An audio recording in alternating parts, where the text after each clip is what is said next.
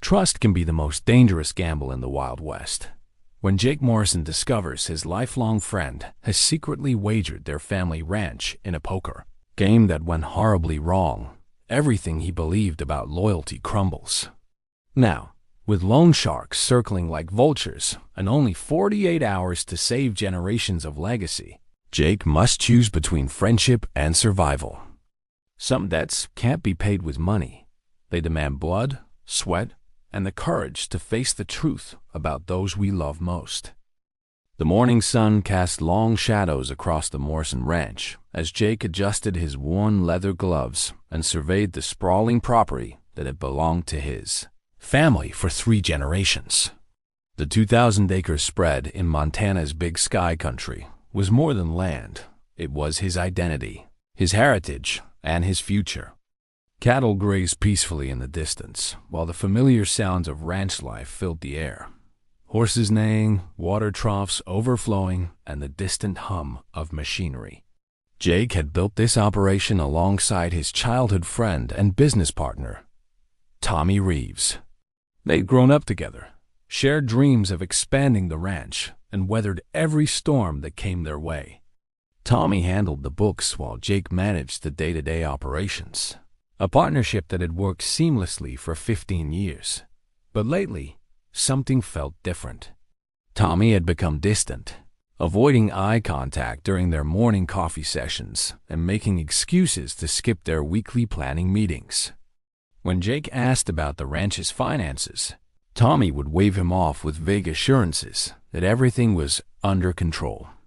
The evasiveness troubled Jake, but he trusted his friend implicitly, perhaps too much. That Tuesday morning, as Jake returned from checking the north pasture, he noticed an unfamiliar black sedan parked near the main house. 2 men in expensive suits stood on the porch, their city appearance starkly contrasting with the rural surroundings. Jake's instincts immediately went on high alert.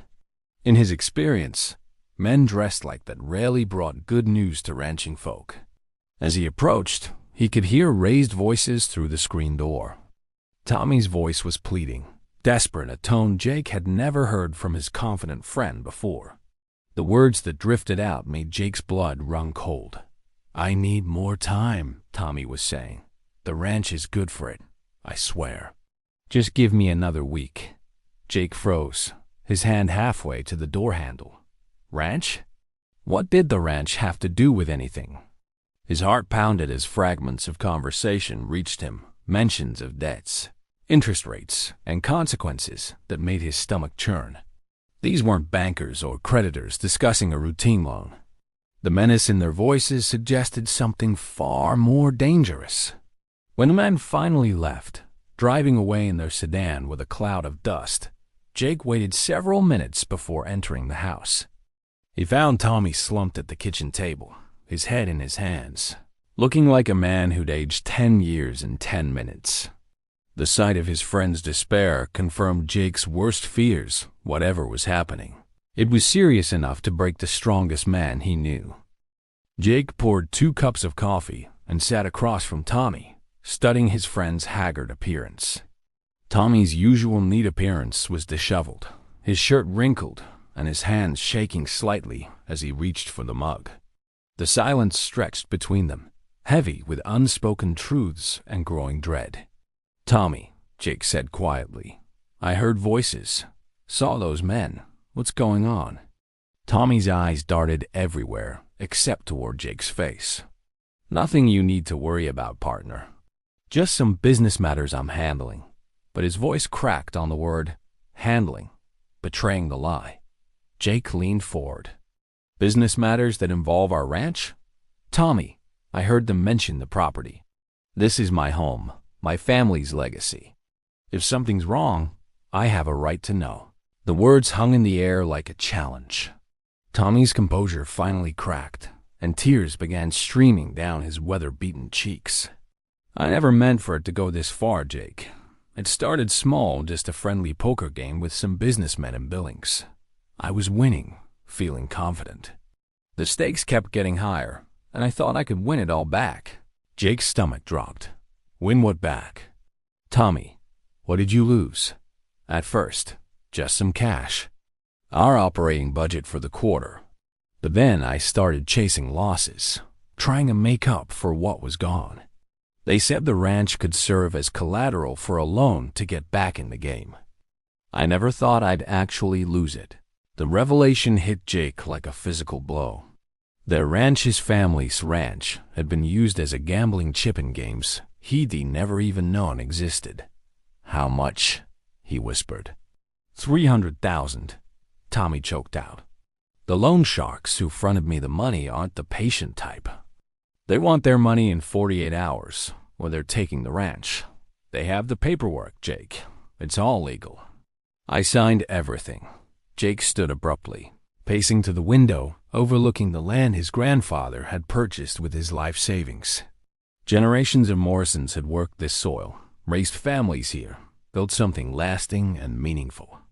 Now it could all disappear because of a series of poker games he'd never consented to. "Why didn't you tell me?" Jake's voice was tight with controlled anger. "We're partners, Tommy. We make decisions together. You had no right to risk everything without discussing it with me." Tommy's shoulders shook with sobs. "I thought I could fix it myself. I thought I was protecting you from worry. Every game, I told myself this would be the one where I'd win it all back, and you'd never have to know." The betrayal cut deeper than Jake had expected. This wasn't just about money or property. It was about trust, about the foundation of their friendship and business partnership. Tommy had made decisions that could destroy everything Jake held dear, all while maintaining the facade of normalcy in their daily interactions. Jake spent the next several hours in his truck, driving the perimeter of the ranch and trying to process the magnitude of Tommy's betrayal. Every fence post, every creek crossing, every familiar landmark now felt like it was slipping away from him. The weight of possibly losing everything his family had built pressed down on his chest like a lead blanket. When he returned to the house that evening, he found Tommy sitting exactly where he'd left him, staring blankly at his coffee mug. Jake had made a decision during his drive. Anger wouldn't solve their problem, but action might. "Tell me everything," Jake said, settling back into his chair. "I need to know every detail about these men, the debt, and what options we have." Tommy looked up with surprise and something that might have been hope. "You're not going to throw me off the ranch?"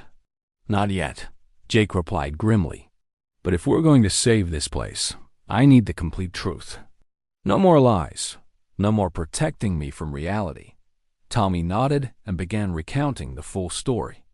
It had started 6 months ago when he'd been invited to a high-stakes poker game by Marcus Volkov, a businessman who owned several properties in Billings. The games were held in a private room above Volkov's restaurant, attracting wealthy ranchers, oil executives, and entrepreneurs looking for excitement beyond their regular business dealings. Initially, Tommy had been cautious, playing with money they could afford to lose. But his natural skill at cards and a string of early wins had boosted his confidence. The other players respected his poker face and strategic thinking, making him feel like he belonged in their exclusive circle. The turning point came when Tommy had a particularly bad night, losing $50,000 in a single hand. Volkov had been sympathetic, offering to extend credit so Tommy could continue playing and potentially recover his losses. The loan terms seemed reasonable at first, just a friendly arrangement between businessmen. But as Tommy's losses mounted, so did the pressure. Volkov introduced him to his financial partners, the same men who had visited the ranch that morning. They explained that the debt had been sold to their organization and the terms had changed significantly. The interest rate was now 30% per month, and they expected full payment within a specific time frame. "They made it clear that they don't just collect debts," Tommy said, his voice dropping to almost a whisper. "They showed me photos of other properties they'd acquired from clients who couldn't pay. Farms, businesses, even family homes. They have a whole operation built around collecting on gambling debts." Jake felt a chill run down his spine. They weren't dealing with legitimate businessmen or even typical loan sharks. These were predators who used gambling as a way to trap people and seize their assets. The ranch had been their target all along, and Tommy had walked right into their snare. "There's something else," Tommy continued reluctantly. "They said if we can't pay the money, they're willing to make another deal. They want me to help them identify other ranchers who might be interested in their games. Basically, they want me to become a recruiter, bringing in new victims." The proposal disgusted Jake.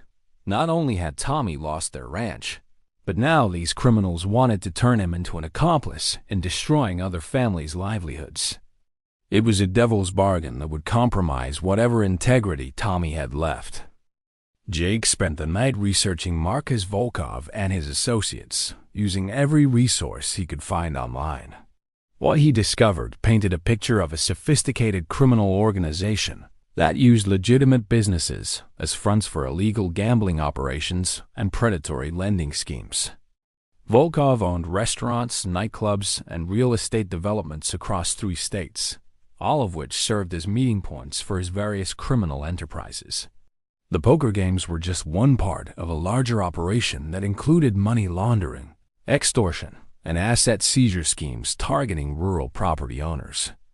The pattern was always the same: identify successful ranchers or farmers who might be attracted to high-stakes gambling, invite them to exclusive games, extend credit when they started losing, then use the mounting debt to seize their properties at far below market value. The organization had acquired dozens of properties this way, often forcing families to relocate after losing everything their ancestors had built. Jake realized that he and Tommy weren't just victims. They were part of a systematic campaign to transfer rural property from longtime owners to criminal organizations. The ranch wasn't just collateral for a gambling debt. It was a strategic acquisition target from the moment Tommy walked into that first poker game.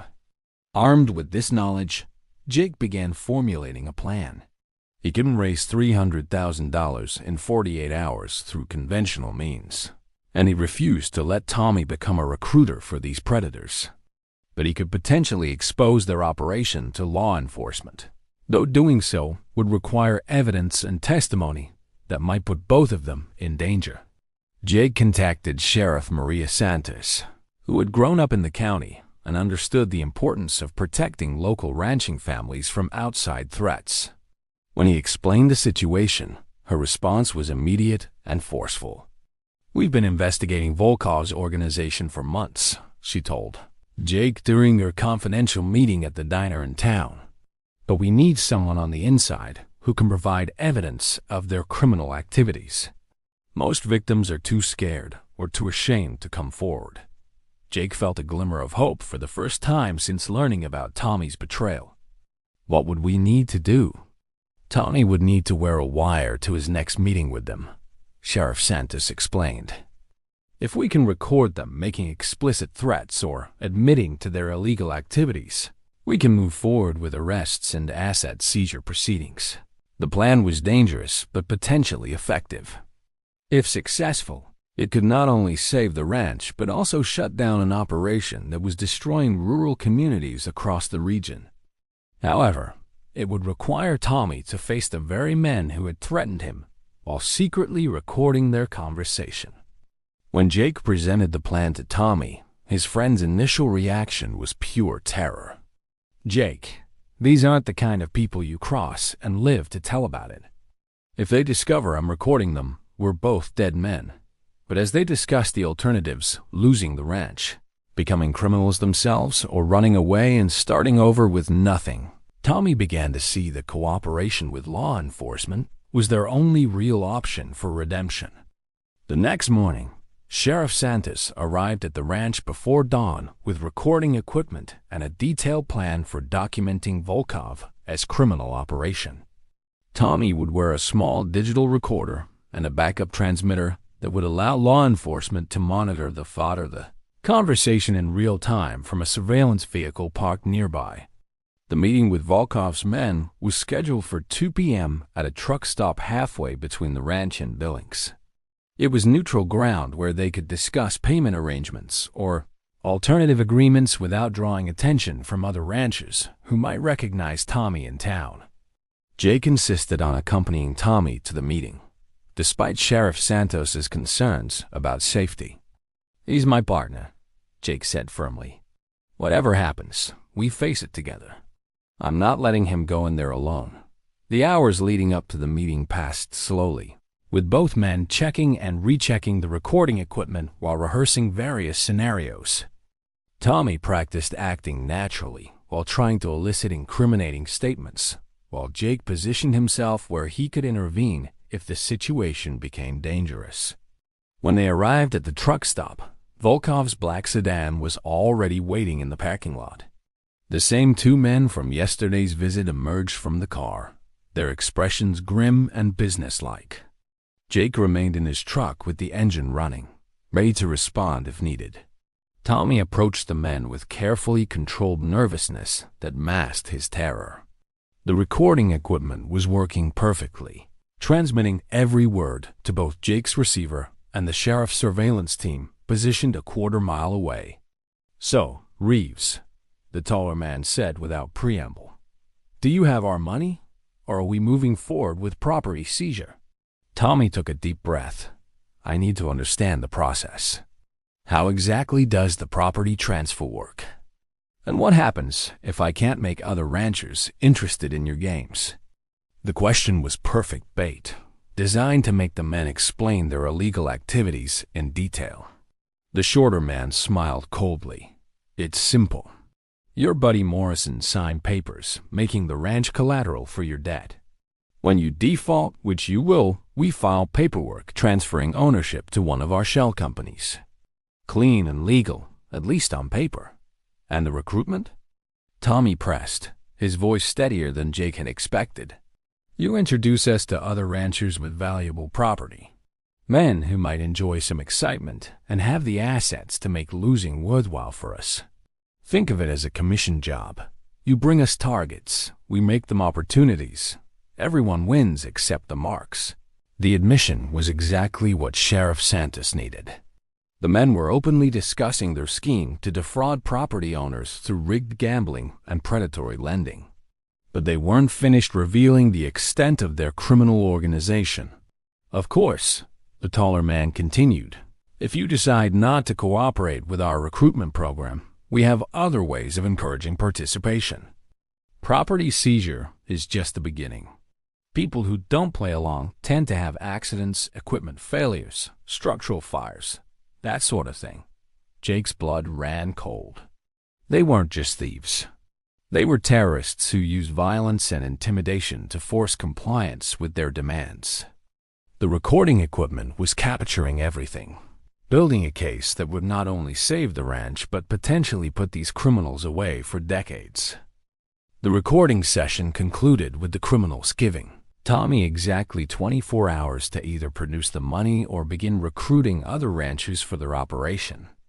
As soon as they drove away, Sheriff Santos' team moved in to secure the evidence and begin coordinating with federal authorities who had been tracking Volkov's organization across state lines. Within 6 hours, coordinated raids were underway at Volkov's restaurants, the illegal gambling sites, and the properties that had been seized from other victims. The evidence Tommy had gathered, combined with financial records seized during the raids, revealed the full scope of the criminal enterprise. Jake and Tommy watched the news coverage from their kitchen table, seeing Marcus Volkov and his associates led away in handcuffs while federal agents loaded boxes of evidence into trucks. The reporter explained that the organization had stolen over 50 properties from rural families across 3 states, using gambling debts as a pretext for what amounted to organized theft. Sheriff Santos arrived that evening with official documentation that the ranch's debt had been nullified as part of the criminal investigation.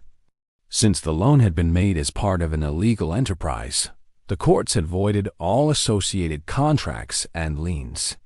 "The federal prosecutor wants to commend both of you for your courage," she told them.